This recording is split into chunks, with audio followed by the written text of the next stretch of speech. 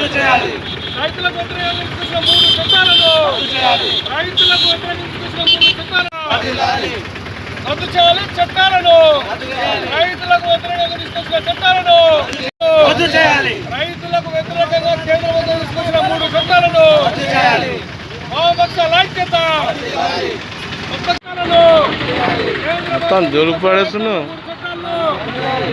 అల్లిలోని target చేసి రుపోతి అల్లిలోని target చేసి రుపోతి